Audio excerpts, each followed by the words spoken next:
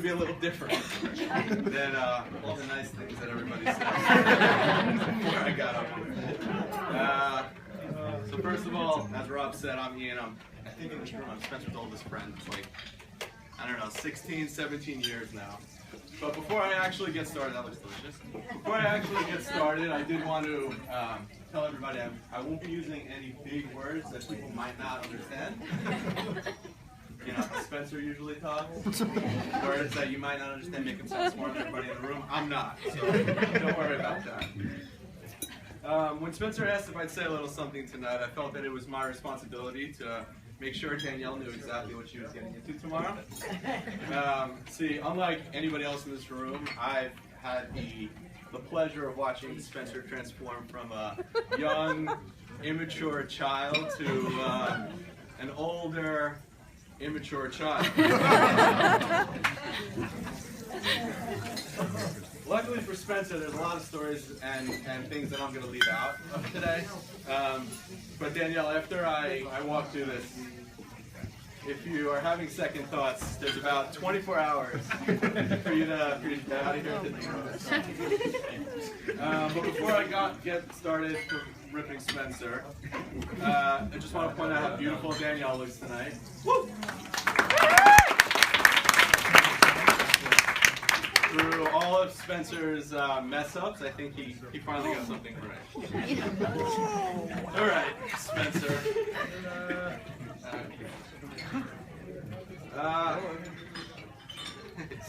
Sorry in advance.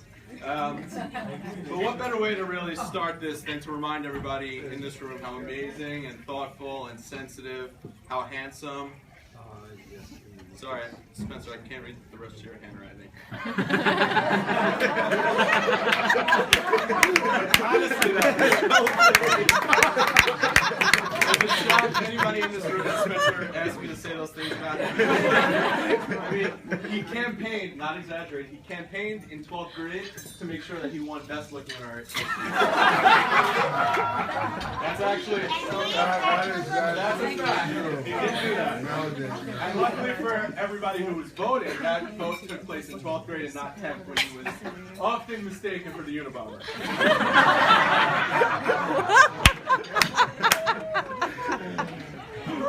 That was part of his hippie phase, which, Danielle, do you know all about Spencer's phases? I saw the hair. Let me walk you through a timeline.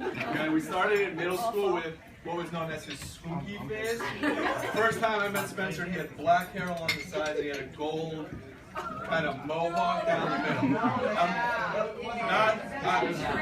Not really sure what he was going for there.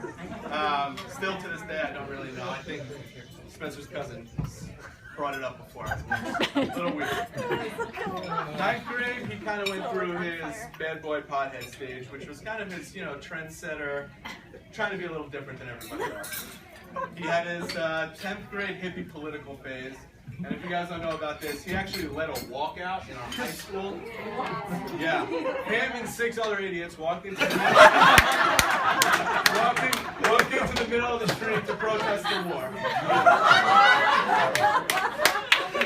So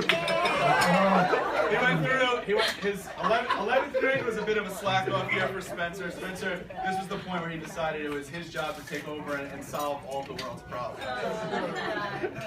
And senior year was his confused phase. He spent about a year, almost a full year, trying to convince me that he was going to end up at some small liberal arts school that most people haven't heard of, Oberlin, Skidmore. Of course he ended up at Tulane. We've heard of Skidmore. But of course he ended up at Tulane because Spencer does what we all do.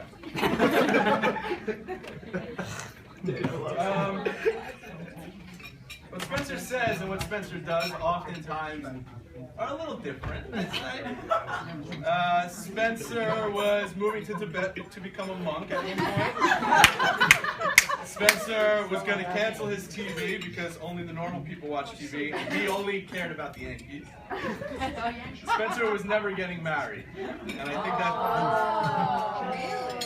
think that's why we're all here today. You're starting to see a theme here. It took Spencer a really long time to figure out who he was and what he wanted.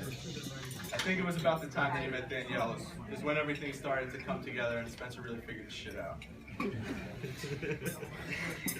Spencer hasn't been as, this sure of who he is since you guys started dating, and for that I think we all thank you very much. You guys are so compatible with one another. You're the yin to each other's yang. Danielle likes to tell Spencer what to do and when to do it.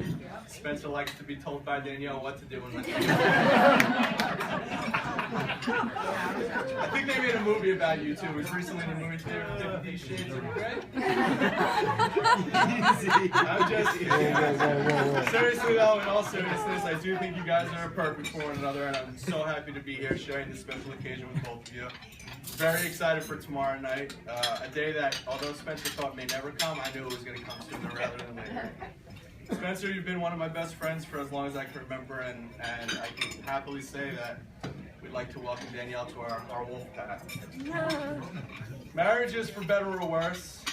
Spencer, you couldn't have done any better. Danielle, you definitely could have done better.